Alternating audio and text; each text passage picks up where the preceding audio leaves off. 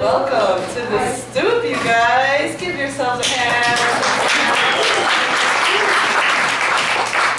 A few house rules. If you have cell phones, turn them shits off. You don't want to be that guy. Also, no video recording unless you've asked for my permission and I've given you the okay. So if you're going to video record, because you know somebody here, let me know.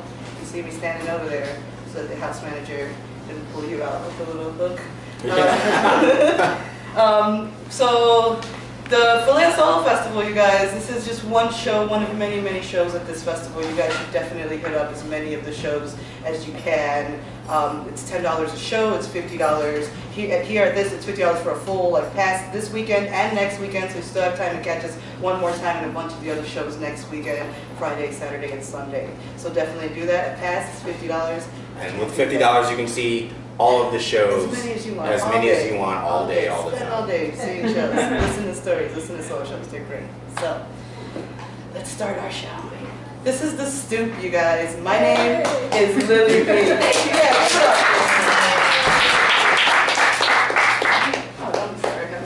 My name is Clarence B. No relation whatsoever. No relation whatsoever, but this is my best friend in the whole wide world. We started this show, or I started this show, and I dragged you along with me. I was like, "You doing this show with me, bro?"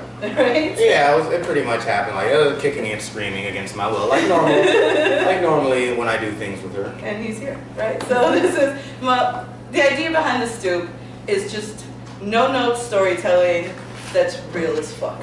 That's my tagline. We'll put that on all business cards because that's what we do here. I grew up in Chicago. We're one of the only two show producers in the city that are born and raised in this city. And when we grew up, we shared our stories on our stoop. When you grow up in places like Humboldt Park and you are poor or you are just, violence all over the place, the only place you have to hang out and share your stories is the stoop.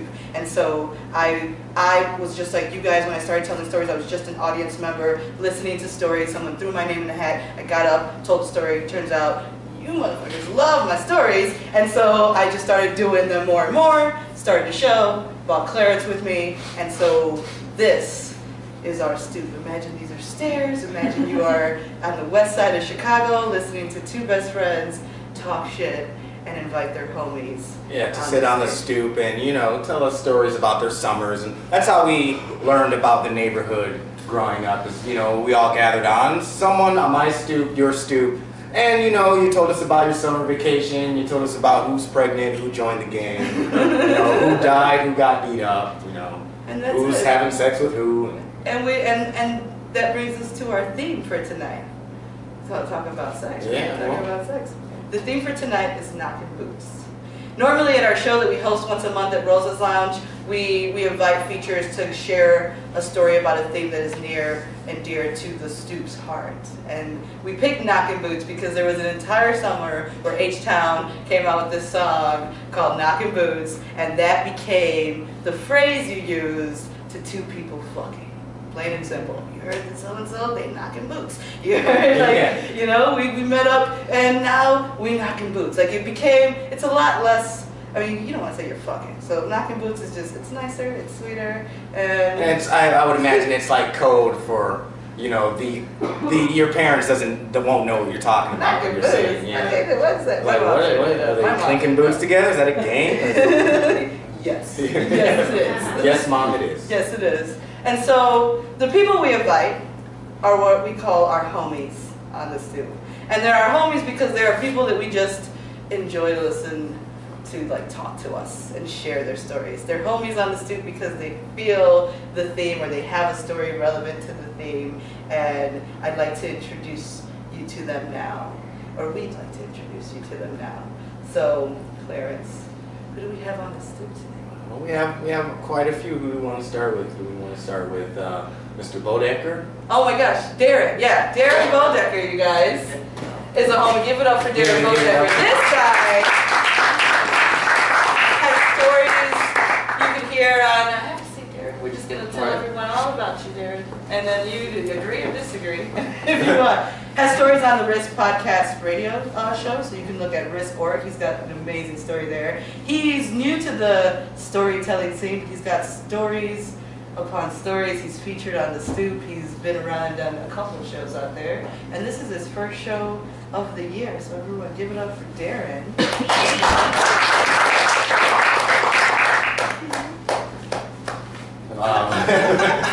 You waiting for me to go? Is that or you can do their bios. It's up to you. Well, considering that I can't. So who else? I gotta. Oh, there's no order. So let me say Erin Diamond. Let's oh, everyone, Erin Diamond. Let's get Erin. Give it up for Erin. This woman here. She's a homie on Stoop. I met her telling stories. In fact, the very first moth that I ever entered, I lost to Erin Diamond.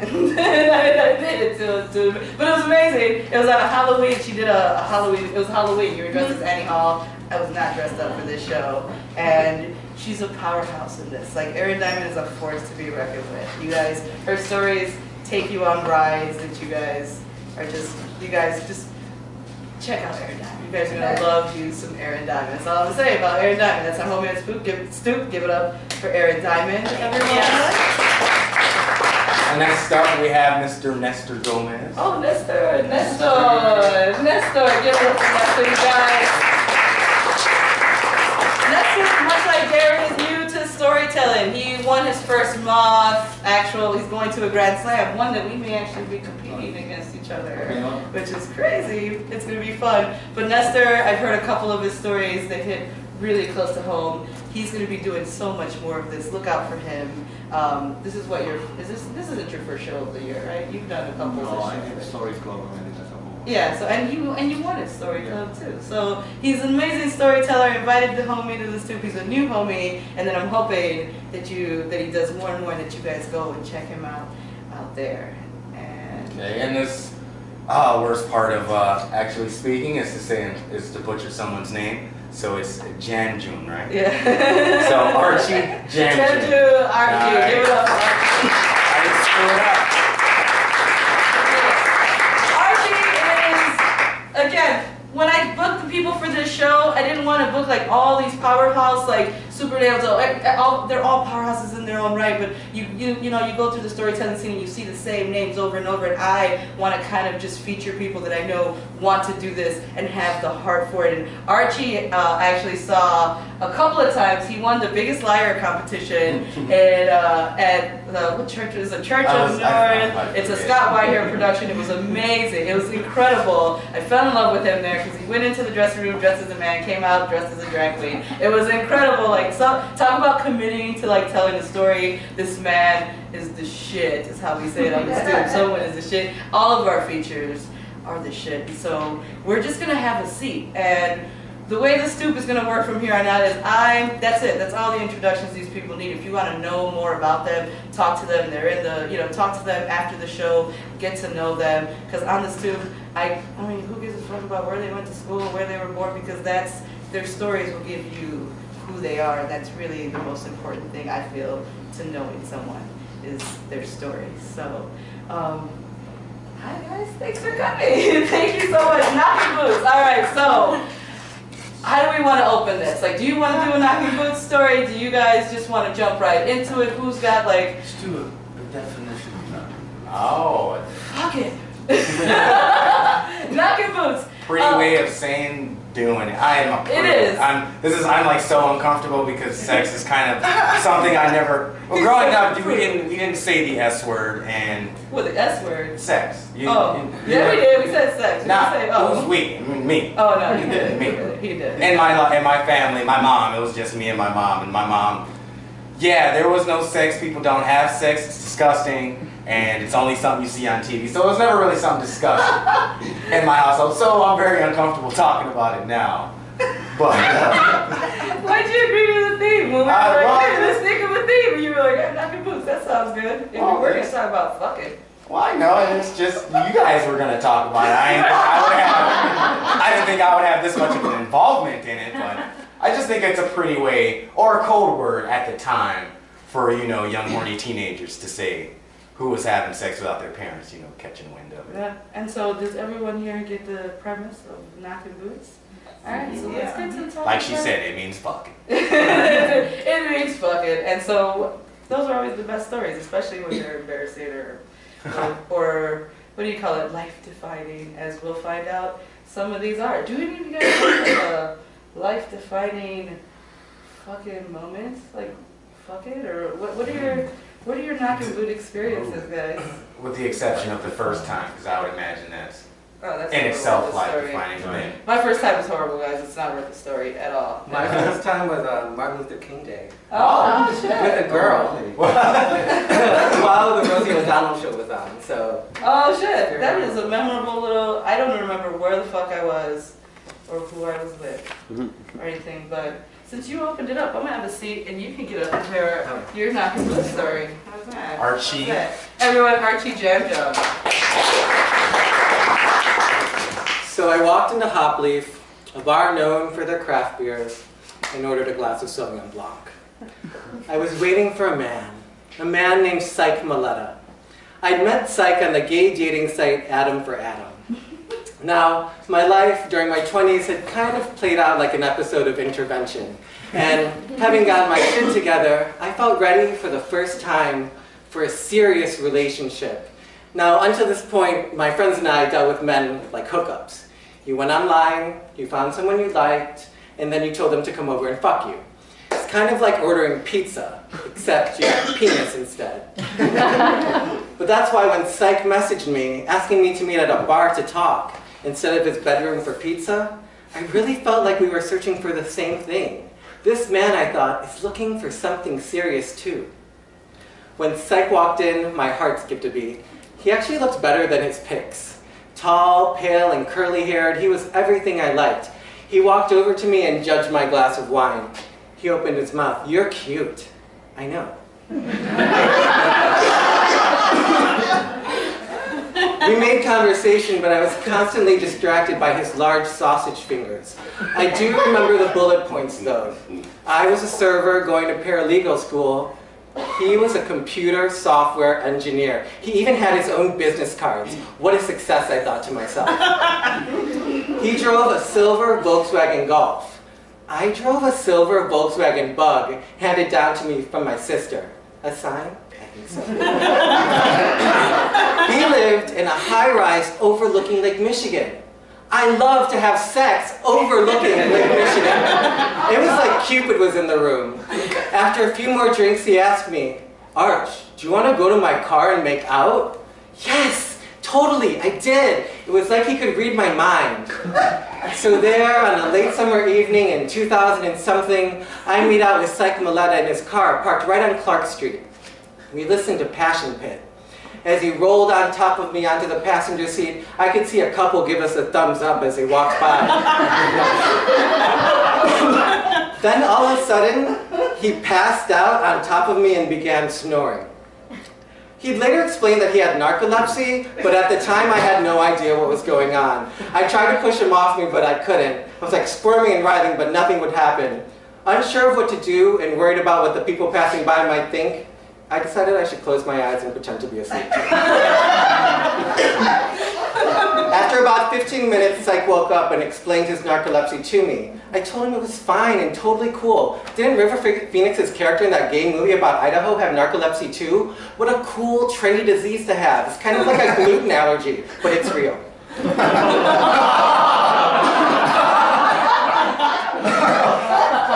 On my way home, he texted me, "Arch, what amazing first date we had."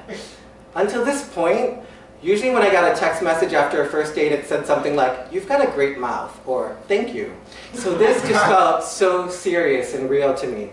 And 3 months later, we were back at Hopleaf. Over our Belgian ales, he asked me to be his boyfriend. "Arch, our sex is amazing, and you're so creative. Wouldn't it be cool if we had kids one day?" Gabies? Did he just mention gabies? I could suddenly picture myself with slanty-eyed, curly-haired gabies. He was sending my ladyboy ovaries into a frenzy. I was already contemplating how to ask my sister for her eggs.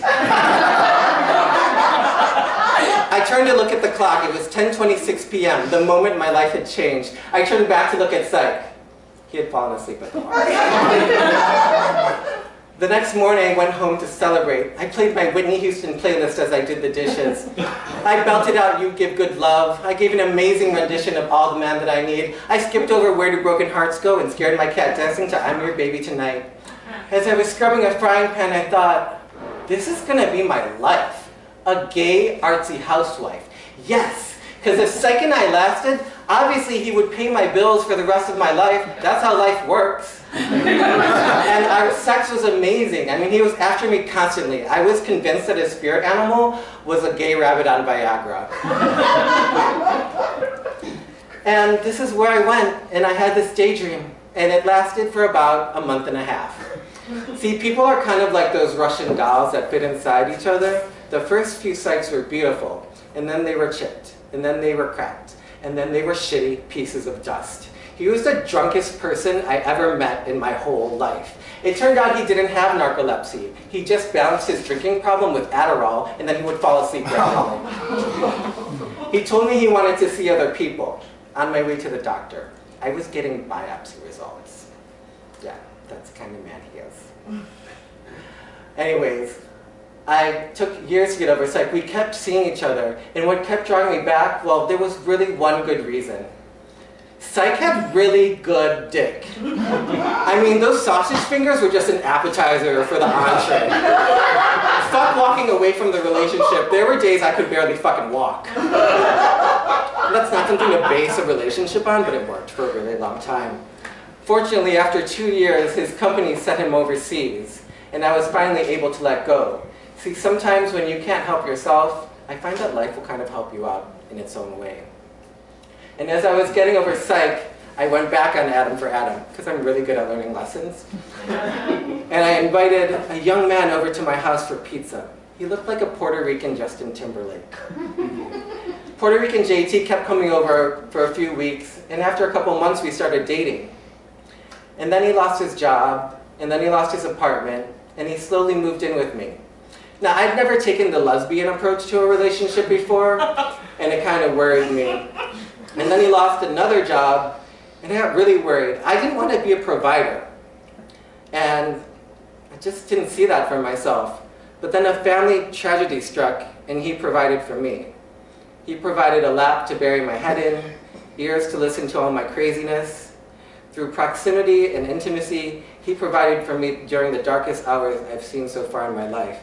And I realized what I really needed in a relationship, someone to get through life with. Money is really nice, but love is not a paper chase. And as bad as Psych treated me, my intentions probably deserved them. 3 years later, Puerto Rican JT is still in my bed, but I've taught him how to keep a job. That's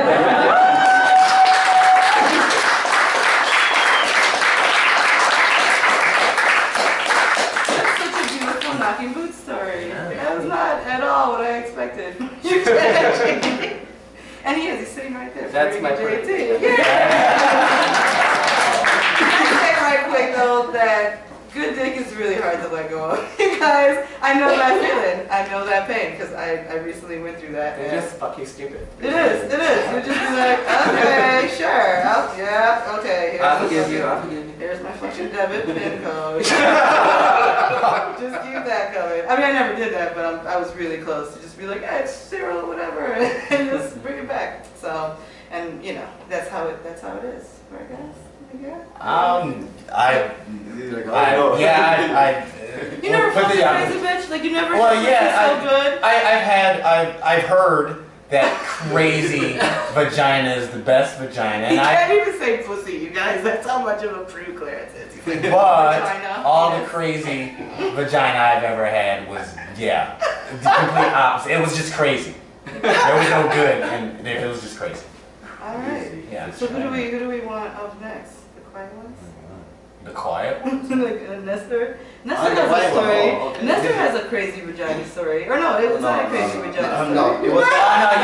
This is, he's a really nice guy, really cool guy. I imagine this happened sometime in the past, but this story... Well, it was difficult to choose a story because I was choosing the story while my girlfriend was there. And I kept thinking, okay, I can't tell this story. And I can't tell this story. And I don't want her to know this story. So it was kind of difficult, but I finally choose a story, so I'm going to share it. Okay. Let's do it. Everybody So my name is Nestor. That is Nestor. And the reason why I'm spelling my name is because a lot of people get my name wrong. People that don't speak Spanish sometimes call me Nelson, or they even call me Next Door.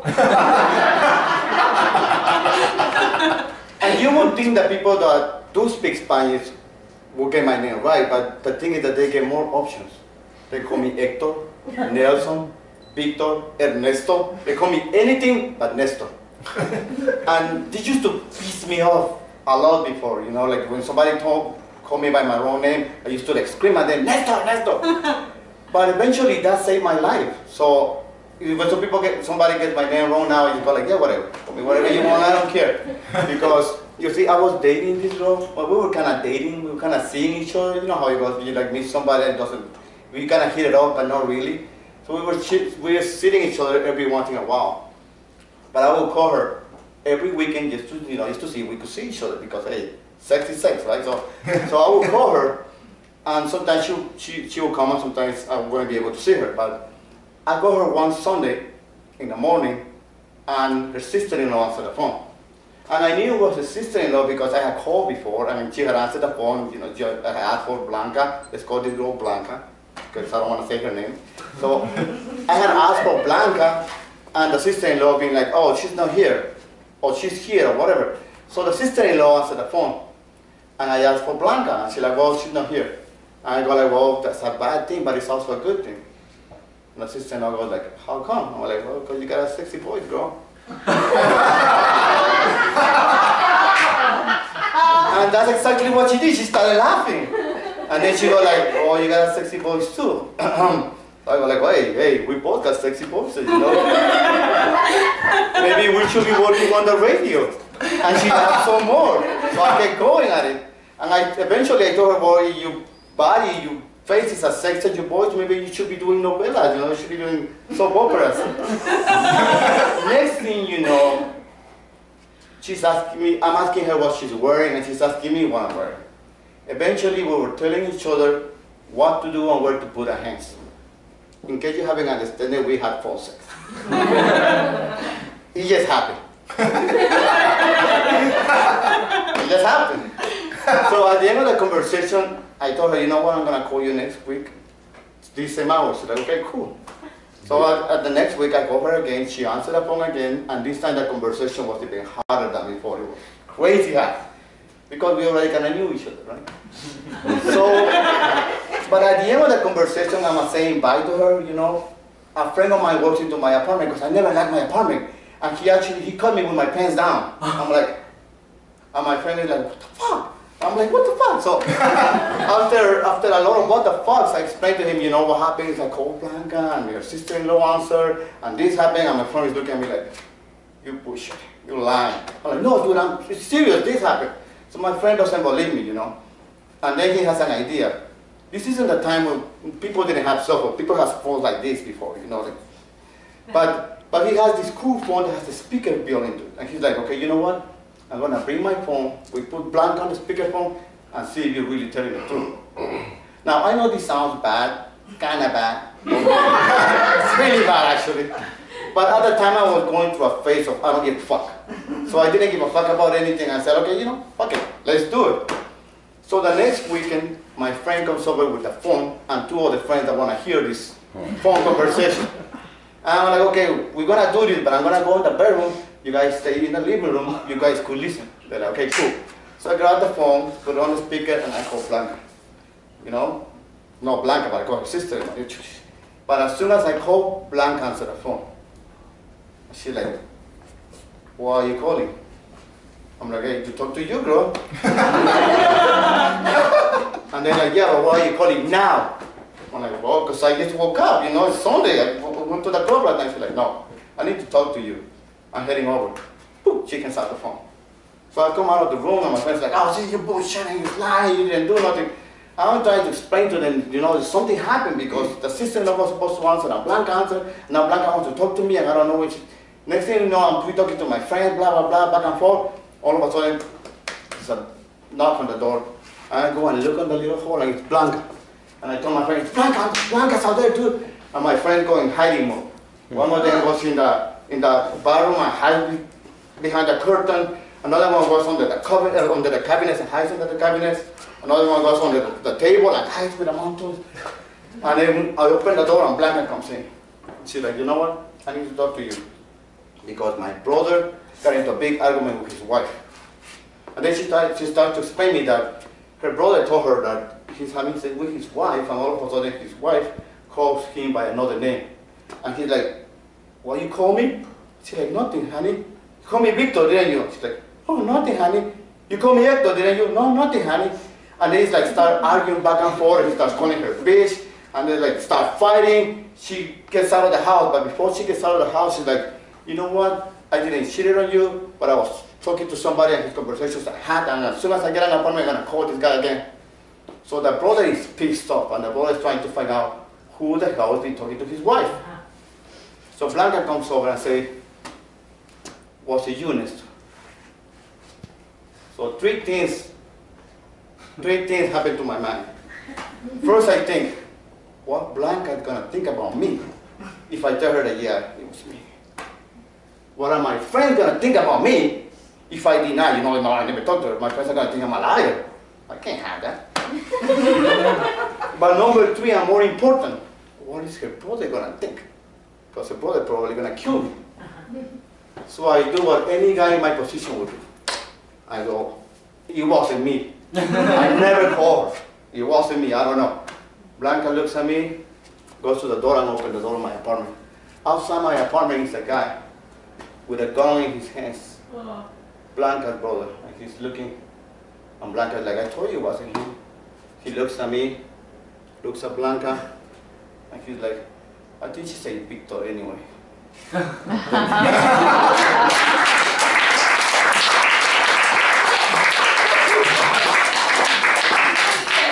Fucking Victor. And how fucked up is it that he has boys over there, guys? Like, ready to listen to him have some phone. Oh no, I know, I totally get that, where it's just like, hey, you're fucking lying, you weren't having any, you prove it. I've had friends that are always just like, hey, prove it. It's a guy thing. Yeah, it's a guy thing. I was just gonna say, because I mean, I don't have to prove shit to nobody. I'm just like, don't worry about it, I'm getting No, with guys, it's just like, hey, you see that girl? That's with that bullshit, prove it. She's like, how? What? You take pennies, right? Like, Yeah. you take candles and You take pictures, man. Oh, yeah, nowadays. There are videos of phone now. Yeah. What are you doing? Nothing? People don't have phone sex anymore, do they? They don't have boots over the phone, do we? No, I think I, you do it over FaceTime. Yeah, FaceTime. Oh, well, then, yeah, then that's... and I don't understand how, I've only had phone sex once, and I had to be coerced, and there had to be these like guidelines and rules. You said it just happens. Does it really just happen naturally like that? For me, it happened. We're doing like a whole sex education class right now at this show. He's just like, oh, all right, so fucking on the phone, FaceTime. Happens during FaceTime. Look up what FaceTime is. Is that what I think it? No. All right. Who's gonna school you now? I'm trying to decide who the next person is that should school Clarence on some sex talk. And I don't know if you're ready for Erin Diamond right now. She gonna school fucking no. No, yeah. Erin Diamond. Oh man, Clarence, get ready. Darren, right? Darren, you ready, Darren? You ready to share your Knockin Boots story? Her story inspired me to tell a story I've never told I'm gonna do before. a different one. Are you doing a Yeah. different one? Mhm. All right. Well, all right. I'll do my story. That's So the beauty. we were talking. We were in the thing. We were ordering food. We were all talking like what our stories. And she told the story of how when she was 14, she had her an experience, making out, and it reminded me. This is kind of a confession. It sounds kind of weird, but my first time having sex was with a 14-year-old. I was 16. Okay, all right. So Yeah. So when you're coming, It wasn't yesterday. I was 16. All right. So check it. The year is 1981. It's summertime, Jacksonville, Florida. That was the summer that Raiders of the Lost Ark came out.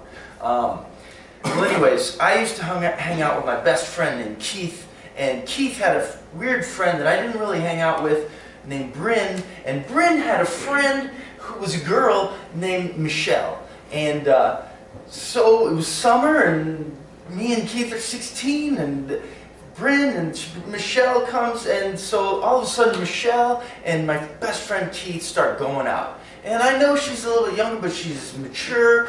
She smokes cigarettes. She's a truck mechanic. At 14. Well, she was going to school for truck mechanic school. She was doing good. So anyway, she was just, you know, she lived in a trailer park. She was rough and tumble. She was just like, oh man. So Keith starts going out. So we go to the beach one day, all 4 of us, and Keith and Michelle cut out. And they go up to the dunes. In Jacksonville, Florida Beach, there's these dunes, and there's a lot of them, and grass, and it's kind of secluded if you don't know. So me and Bryn are alone, and they took off, and I go, hey, you want to go find them? Let's go find them. And so me and Bryn start searching these mounds to see if we can find, you know, Keith and Michelle. You know, I don't know what's going to happen. Maybe they're making out. I don't know. So we go, and then we finally find it, and we go up this peak, and there they are in the grass, and she's on top of him, it's facing away, and she's doing something on top of him, and then his wee, and you can see everything. It's like the first porn. It's 1981. There's no porn. And I couldn't. It was so scary. I had to leave, and like I wanted to watch a long time, but I knew I had to get out of there. I was like, oh. And then I left, and so I ran, and me and Brent run, and we're running, and we go to this place, and there's showers on the beach, and we're laughing, oh my God, I can't believe what was up with you. And we're freaking out, and we're both just going nuts. And so then Keith comes back with Michelle, and then we're making fun, and she overhears, yeah, we did it, it's no big deal. And so anyways, 2 weeks later, my friend Keith calls me, and he starts asking me, you think I should break up with Michelle? I don't know, man. You think I should break up with her? And my first thought was, yes! You should so break up with her! Break up with her! And you should! And he did! And then I called her, hey! And she says, yes, and I like you too. And so we made a date to go see Raiders of the Lost Ark. Oh my God, dude, Raiders of the Lost Ark? 1981, summer! Woo!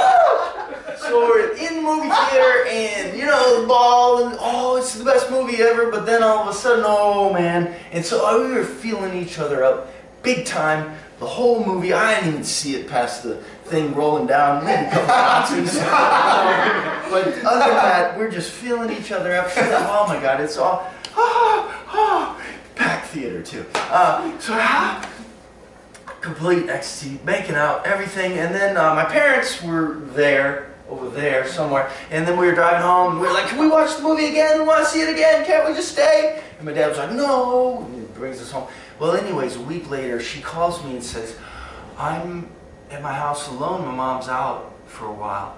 You want to come over? And I was like, thanks! I'm going to do that thing that my friend Keith was doing. I'm going to do it. I'm going to do it. I'm going to do it.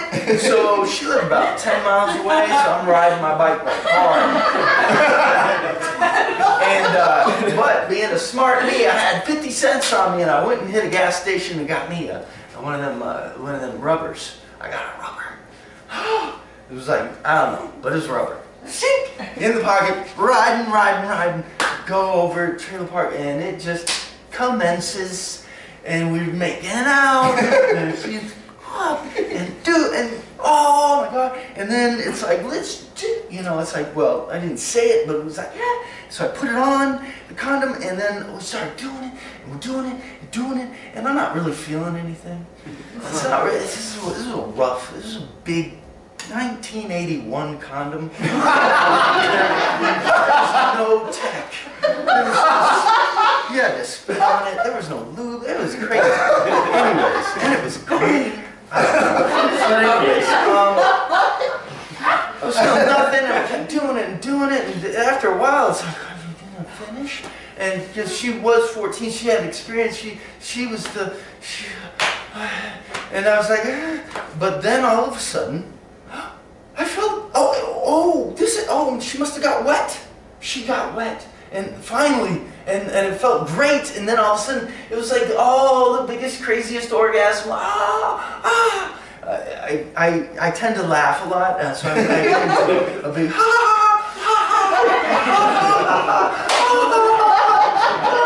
and I'm looking at her, and she's all shocked, but I'm like a giant clown. Anyways.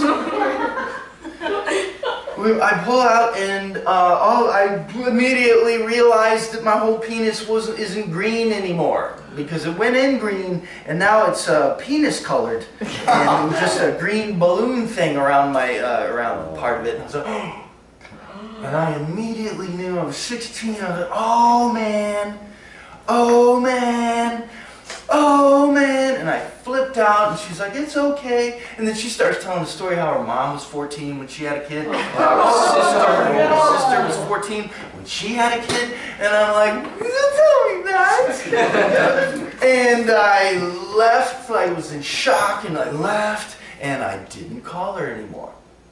I just didn't. I couldn't. And what I did that night, I prayed to God for the first time, and the only time I've ever prayed to God, Mike, for hours. Please don't let her get pregnant. Please, oh God. So, all right. So she doesn't call in. So I'm going by. I'm about to move somewhere pretty soon, in a couple months, and all of a sudden I get a phone call. And I get on the phone, and it's Michelle, and she's crying. And it's 4 months later. And she's crying. She's like, you never talked to me. And it was like, all of a sudden, just out of the blue, because I didn't break up with her properly, and that's what I thought. And then her mom gets on the phone, which I never talked, and she starts cursing me out, just like out of the blue, and hangs up. And I was like freaked out. So then I moved away. Next summer, came back, saw Michelle with my friend, and she had a little baby. And she was rocking it. And the first thing she did when she saw me walk in the room with Keith and everything when I was visiting, she said, "It's not yours."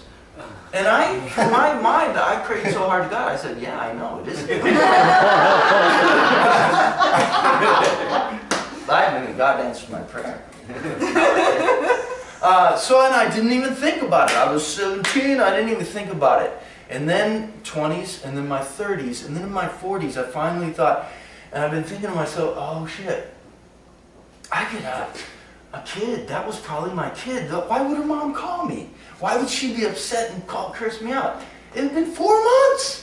And then I was like, oh my God. So I finally got the balls this November to Facebook her.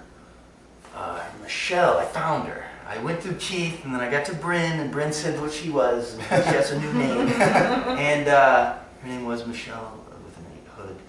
But now she has a new name, and so I texted her the new name, and so I started, hey, look who it is, the guy who broke up horribly. And she was like, oh my God. She was, like, it was okay, we were young. And so the way I did it was, I wanted to say, did we have a kid? I just, but then, you know what I mean, you're texting, do I have a kid? It just, so I figured, smart. Hey, do you have kids? And she, oh yeah, I have 2 kids. How old are they? And because at the time in November, my kid would be about 35 years old, about 34, something like that. Anyways, an old kid. But I figured it out, and it turns out her kids are 23 and 28, and no, I don't have a baby out there with her, but whew, that was scary.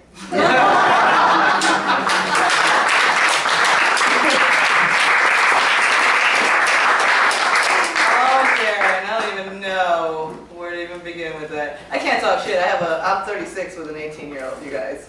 Do the math. So I had that scare, and I didn't find out until I was 5 fucking months pregnant that I was pregnant with my one and only son at 5 months. Because I didn't get my period till I was 30. That's another story for another day. Let's see. Wow, pregnancy scare at 16? I had my first one at 30. I nearly hung myself. 16. It was my first time. I was a virgin. Damn, but crazy. You can't trust these young, I mean, I'm living proof. I told my son's father, real talk, that I was a virgin. I wasn't. And he was just like, well, and I told him that I couldn't get that's why I ended up pregnant, because I told him that I could, if I don't have my period, I can't ovulate. If I can't ovulate, we can't have no babies. So we just forewent the whole condom thing. And then 5 months later, we have a baby. So I'm all good. I made it. That sounds perfect. No period, and you get still That's pregnant. not perfect. No, I mean, wouldn't it be if we could eliminate The whole point of like having a period is so you can be like, oh fuck, I'm late. Let me make some decisions. Like, let me start making some choices in my life. And when you don't get that, it's like the universe decides for you. Like 5 months. But what about all the headaches and the emotions? And all the people You getting still an have excuse. that. No, I can't do it. Yeah. You still have your fucking headache. That don't change shit. I still had headaches and emotions finding out at 5 months than if I'd have found out at 3 months. I mean, I was If 17. you had no periods your whole life, I did till 30. Till I was 30 years Wow. old, you guys. And then at 30, it happened, and I was like a 16-year-old girl calling my roommate's mother, like, what do I do? How do I put a tampon in? What is this? Like, seriously, guys. Like, I was online looking up shit, like a 17-year-old girl, scared out of my mind. She's like, don't worry about it. This is normal. Like, because my mom, I wasn't going to call my mom, you guys. She'd have had me make my own fucking tampon or something. Because she's straight like that. Get that goodness. Get that Yeah, but wrap it up. My mom has horror stories about how she used to make her own Kotex. And I'm just like, ew. And so when I got pregnant, when I found out I had my period, that's the story that came into my mind. I'm like, I'm not calling my fucking mom to do that. I'm calling someone that's with the times and will make me go to the store and buy some shit. So, seriously. Clarence, I think you have a Knockin Boots. I have, yeah, I think I got Since one. we're in the scary, Since we're talking in- about scary, Yeah. stories. Since we're in that realm, I guess I might as well tell my Yeah. Knockin Boots story. As I said earlier, sex is not really something that I had to learn everything I know about sex myself. So you can imagine there was a lot of stumbles along the way. Even to this day, at 33, I can't go to my mom with any sex question because she'd do this shit and be like, sex is gross. So I was in my mid-20s and I had a security and a door guy at this underground art gallery.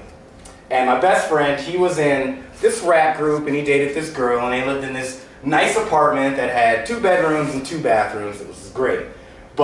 And I would go to my friend's house all the time. We would always hang out. And his girlfriend's best friend, her name is Becky, she moved from Wisconsin and moved in with him.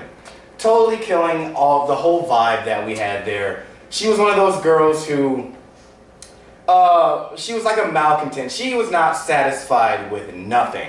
And she had what I didn't know what was referred to at the time was resting bitch face. Which is where every time you looked at her, it's just like, did this girl smell something bad? Or did she snub her toe or something? Like, what's wrong with her? And it's just like, oh, that's just the way she looks.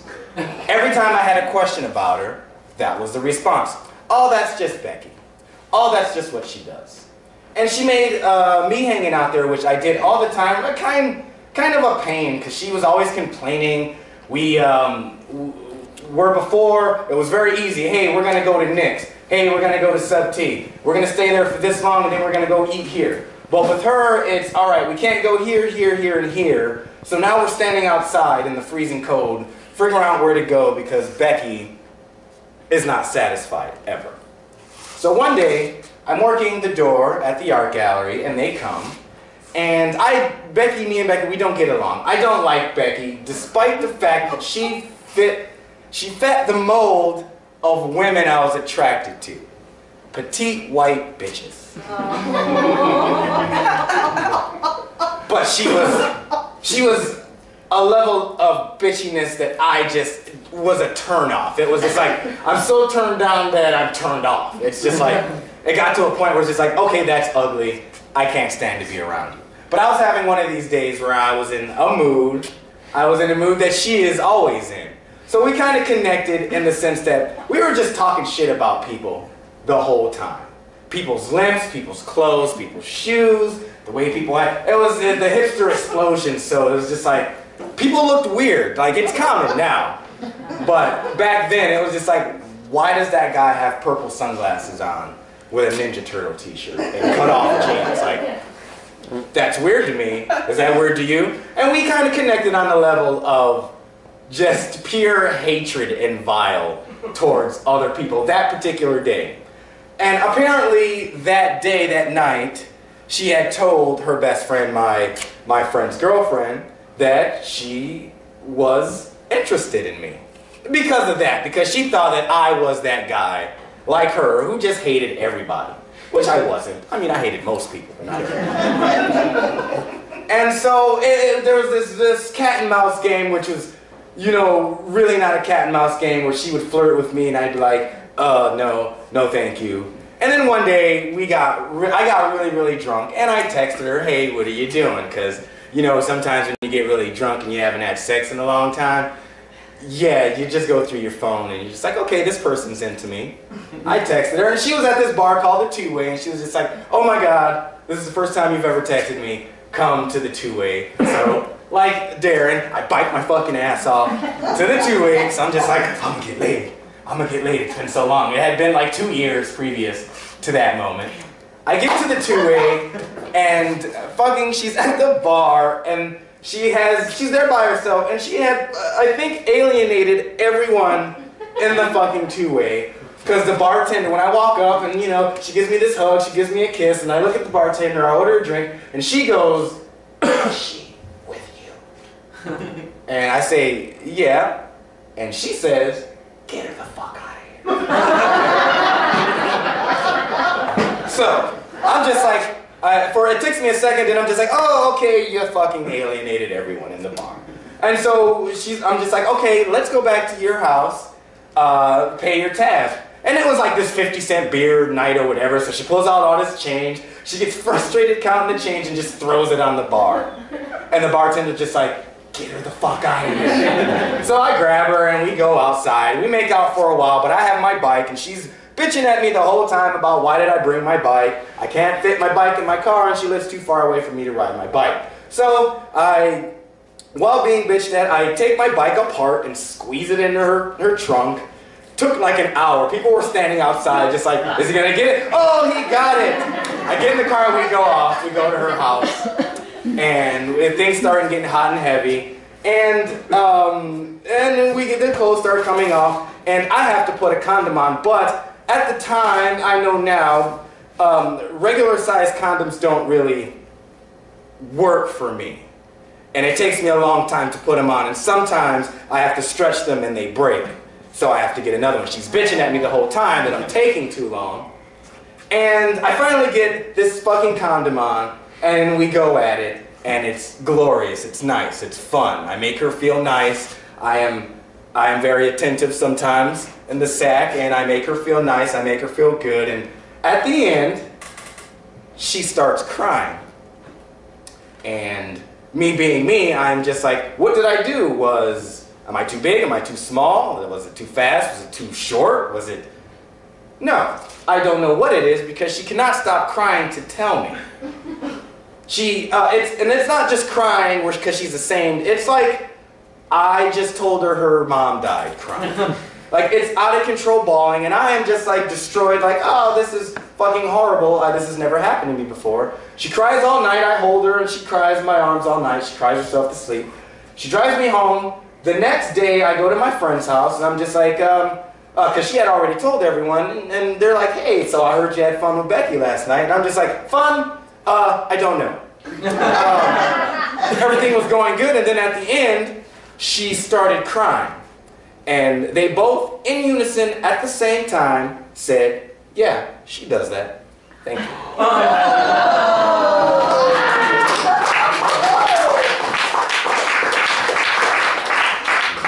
I met Becky. She does have that face. She does. Oh, yeah. If she was here now, I'd be like, what's wrong with you? All the time. Like, no, that's just her face. Yeah, that's what she does. I'm not surprised you were attracted to that at all. I'm not surprised with your grumpy ass. Like, yep, me and you, yeah, we fucking. That's so sad.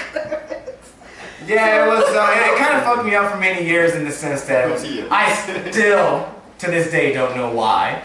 All I got was, she does that. And that they shrugged their shoulders, and all the questions I had afterward was just like, dude, she does that. I don't have any answers for you.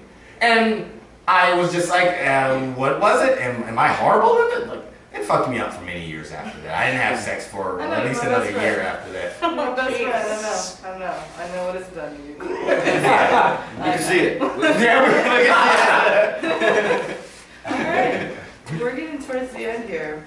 I'm going to tell a story right here from my seat, and then we're going to close it out with Erin Diamond, who's the shit and whose story is the shit. So, I'm going back and forth between which two stories to tell, and I'm going to tell, yeah, it was like 1994 or 5. It was definitely before cell phones, that's for sure. Oh no, it was after I had my son, so it's like 90s, 99, 2000. It's in that little area where before we had all this wonderful technology where you could just hook up with people. So I had to rely on the Chicago Reader that that was 4 sections. You all remember when the Reader used to be like 4 different sections, and at the end of the classified section there was like all these like numbers that you can call, basically party lines, where you can call and you can hook up with people. And at this time in my life, my son was getting picked up on the weekends, so I had weekends to do whatever it is that I wanted to do. And so I decided that I was going to start fulfilling some of these fantasies that I had, and one of the fantasies was like, I'm going to fuck a woman. I'm going to fuck a woman. Why? Because I just feel like I can do that. I'm 20-some years old. My son's away for my son's away on weekends, so I can do whatever it is that I want. And so I started party lining it up, basically. Like, I knew in my head who it is that I wanted to experience this with. Like, I wanted Janet Jackson. Like, that's who I wanted. I wanted control, like Rhythm Nation, Janet Jackson, ponytail, Janet Jackson. I wanted Janet Jackson. And so on the party line, there was no send me a picture, email me a picture, man, like there was none of that. You just had to take them at their word. And so when I would ask them what they looked like, because I was like a pimp. Like I had a loft in North Center now, it was Lakeview then. I had a loft above Martyrs, and so I was kind of like a pimp, and I acted like one too, like I'm the shit. Like I took the man role of this. Like I took the dude role, and I was like, what you look like, girl? And they would tell me, and I wanted her to be so thick that I could see her ass from the front. Like I wanted her to be thick. I wanted her to be thick, and I had this vision, and so I'm vetting these women, and I get one, and she's like, she basically looks like Janet Jackson, and I was just like, all right, this is where I live. Meet me here, and so she gets to my house, and I'm doing up. Like I have a bar in my crib and a fireplace, and my son's away on the fucking weekend, so it's like, all right, we're gonna do this. And I go downstairs, and I open the door. And I felt like Smokey from Friday, like that scene in that movie, if y'all have seen Friday, I don't know if y'all have, but that scene where she shows up and it's not Janet Jackson, you guys, it's not. She's like 150 pounds heavier and short ass hair. What am I gonna do with some short ass hair? Like if I wanted to be with like a dude, I would be with a dude. And that's not what I wanted. And so I do what like dudes do to women, because it's been done, and I've heard my friends do it, is I asked her like, all right, you can come up for a drink, but then I'm taking you home because this is not what I signed up for. And yeah, I was that bitch. I'm not saying I was right, I was fucked up, but this is what I wanted. I was a total fucking dude. And so I'm like, I'm taking you home. Let's do this. So I take her home. We had some drinks. I gave her a drink, y'all. And then and then I took her home. And I took her home. And I come back, and I wasn't defeated. I was like, she's out there. So I get back on the fucking party line, and and you do it up, and you start vetting them again. And I'm vetting these women, and another one hits, and this one is like, she's just darker than Janet Jackson, which is all right. And she didn't have to be light skinned. She just had to fit the mold of Janet. And she's telling me that she did, and I'm like, all right, let's do this. Once she found out I lived in Lakeview in a loft, and then I had a bar, she was just like, she was on it. So, all right, cool. So, meet me at this place. I give her my address, and I, again, get the bar ready and everything. I go downstairs, and there she is. I open the door, and she was. She had the little hat like that. Like, she already knew. She had the little fucking from Rhythm Nation with the ponytail sticking out. It was perfect. And I was like, come on up. And I like, you go first so I can check you out from behind, right? So she like goes first, and I'm like, yeah, this is going to be right. This is going to be so right. And we go inside, and then we sit on my couch, and she's telling me how great my place looks, and I'm like, I know, it's a fucking loft in Lakeview. And she's like, I know, we're hanging out, and we're making out now on the couch, and we go there. Like, she's just like, you have some nice titties. And I'm like, yeah, I know. And so she's just like, can I see them? And so it leads to that. And she's like, now we're making out. And And it gets to that point where she's just like, I'm gonna do you, like, I'm gonna show you, because I told her, like, you were my first, and this is gonna be, and she's like, oh, and she's super excited that she's about to pop my lesbian cherry, and so she's like, all right, my little same-sex cherry, and so she goes down, and she's just like, till this day, y'all, nobody. I don't know if she had like a drill tip at the end of her or what, but ain't nobody done it like this broad. Oh, wherever you are, I don't even remember her name. I'm such a fucking dude, y'all. Like, I don't even remember her name, but she did it right. And so she's like, now your turn. And so I'm like, all right, I got some lessons. Like what I can remember, I'm gonna try to do you. And so I do it, and she's like loving it, and she orgasms, and it's gross. It's like tart and not what I expected it to be. Like, it was fine until she came, and then I'm like, no, I like it. And so I get back up on my couch, and she's like, what's wrong? I'm like, nothing, because I didn't want to tell her that she tasted weird. And so I was like, all right. She's like, I'm going to do you again. And so right away I forgot about how gross she tasted. And then, because I remembered how awesome she was. And so I'm like, yeah, go ahead and do it. And so now it's her turn again. And now it's like my fantasy, like Janet Jackson is eating me out, y'all. And so I'm like enjoying her being down there. And now she doesn't have her little head on, it's just her and her little ponytail, and I'm just like feeling her head, and now I'm like getting into it, and so I got her head, and I'm just like, yes, this is awesome, yes, yes, yes! And then I look at my fucking hand, and her ponytail is in it. Like, her ponytail is in my hair, her head is here, her ponytail is here, and now I'm just looking at this little nub in between my legs, and right away, like, the fantasy is dead. It's just like, you ain't Janet Jackson. Stop it. And I just like pushed her off. I'm such a dude, I'm so horrible. But I pushed her off. And I just realized that night, like, it's good to have fantasies, it's good to have them. It is, by all means. And if you can fulfill your fantasies, by all means fulfill your fantasies. Just know that sometimes you'll end up with a bitch's ponytail in your head. Thank you.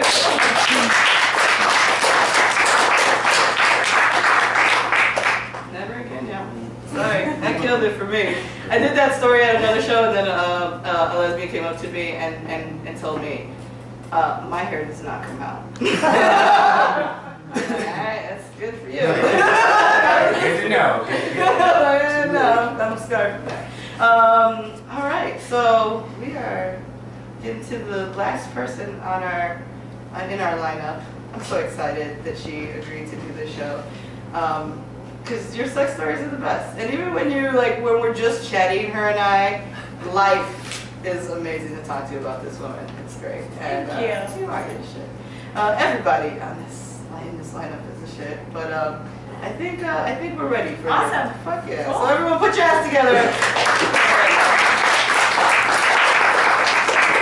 So when I see a pedicab on Clark Street in Wrigleyville, I shiver and I shudder and I cringe. Many years ago, while trying to bury my heartache under a mountain of sex with the wrong men, I encountered the most startling and shocking sex act of my short but relatively active sex life. You see, after learning that the man that I had loved since I was a teenager was no longer in love with me, I abruptly moved to Lakeview and I began the stages of grieving.